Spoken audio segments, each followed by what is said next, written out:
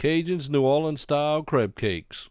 On today's episode of Cooking with the Cajun, let's start with some ingredients. Cubed salmon, diced trinity, minced garlic, fresh dill, some garlic salt, some parsley, some panko, some kosher salt, and some Mrs. Dash, and some black peppercorn, and some organic olive oil with some egg whites, and some lump jumbo crab meat. It's a product of the USA by Atlantic Shores, harvested off the Virginia and North Carolina coast. Here we go.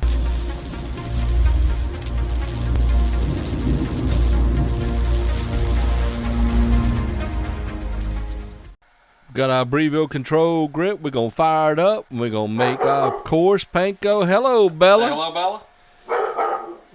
Good girl. So now we got to get our panko and put it inside the control grip holder. There we go. We're also going to put a little bit of seasoning in here too. This we got our Mrs. Dash for.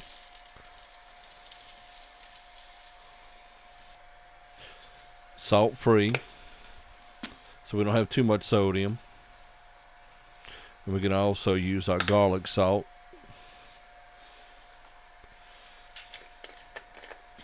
That will have some flavor. And our panko.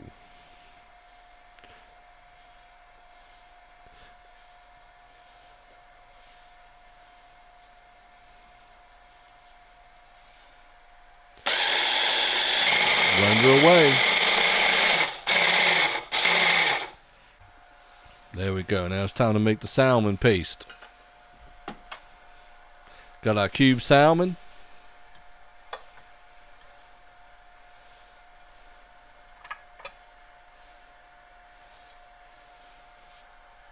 Our egg whites. Some minced garlic. Roasted minced garlic, some dill, and some trinity. Now, some folks just use bell pepper, but I went ahead and got the celery as well. We're going to mince this up with the food processor. We got the control grip. Going to make it into a paste form. This we're going to use as our binding agent. This is going to help us bind together the lump crab meat. We're going to fold in and be very gentle when you fold in the crab meat so you don't break it up. There you go. Now I'm using this little scooper here, it's like a spatula I guess, to make me a little padding. If you have a hamburger ring, that could work too. You want one about 3 inches in diameter. You want to gently coat the panko around the crab cake to not smush and damage it. And once you get your crab cake and your panko put together, you want to put it on a plate, let it rest, and put it in the refrigerator so it can set up.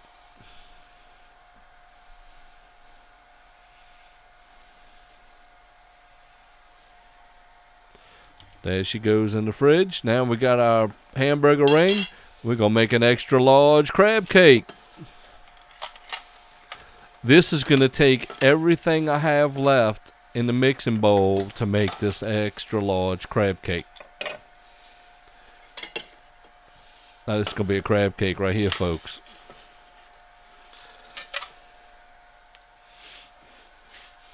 So we're going to pat it down, get it nice and tight. Trying to get rid of all of the gaps.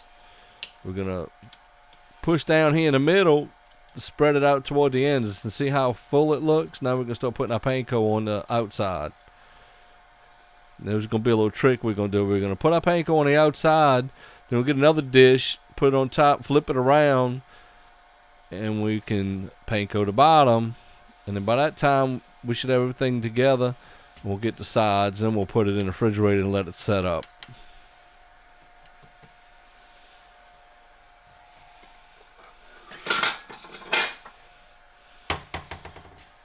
There's our top plate. Turn it upside down, and there you go. Comes right out. Circle to the middle, and start putting some panko around the outside, and work around.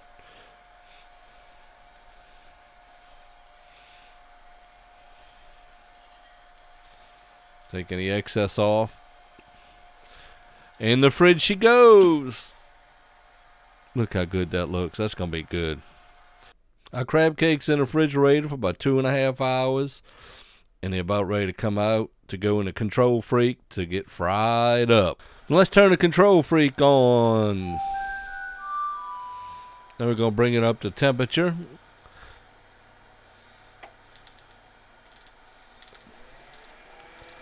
If you're looking for a Control Freak, look up Breville Polyscience. They have them on their website.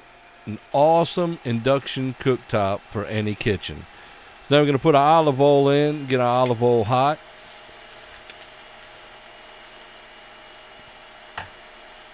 We're going to set our Control Freak to 325 and get ready to fry some crab cakes.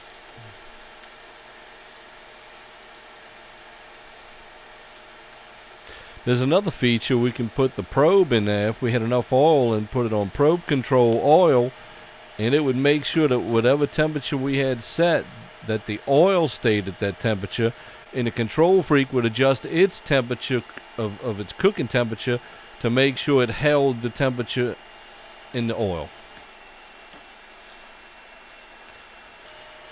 So now that we want to brown each side, so we're going to let it fry for about a minute or two. Flip it, let it fry for about a minute or two.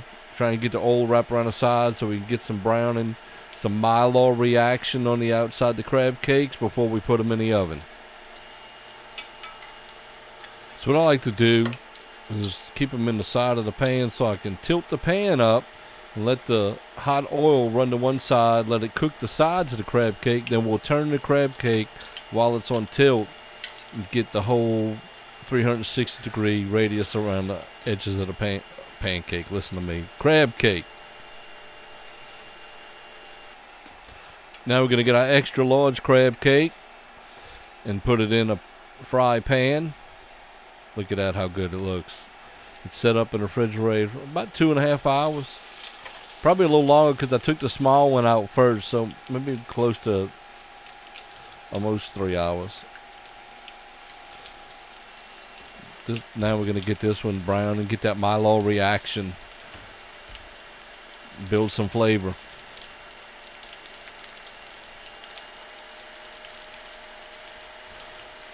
So tell me, has anybody used this technique in making crab cakes before?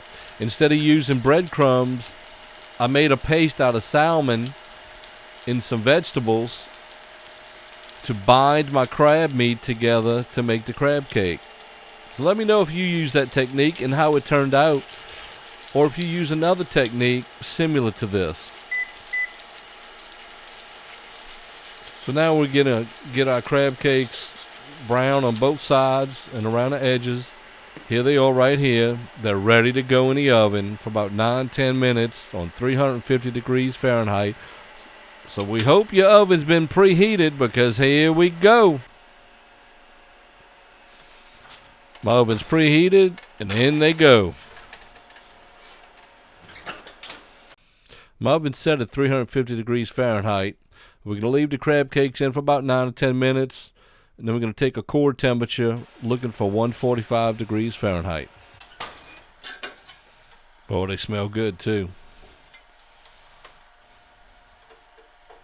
Got to have a good rack with a little screen on the bottom. Keep the juices running to the bottom of the pan. Where we at? 155, 157. We're done. Look how good and crispy that looks. Listen to them. Oh, they're crispy. Look how good and juicy that is. That's a moist crab cake right there, folks. Let's get the extra large one out. Look how good that looks. Now we need to take its temperature. Remember, we're looking for 145 degrees Fahrenheit, and we have in the middle right there. Oh, 179, 180. Definitely going to be done. Let's check it over here. 182, 184, 185. Still climbing. 187, 188. Wow, let's get over here to the end. 173. We're done. Nevertheless, it's done. Time for dinner.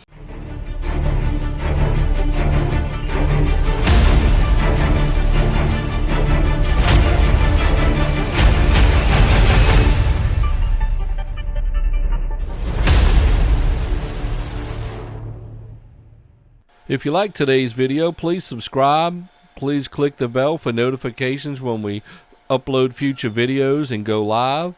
And please share and leave a comment below and give us some ideas in which you'd like to see us cook in the future. And also give us some ideas which you'd like to talk about in a live program. Good day, folks.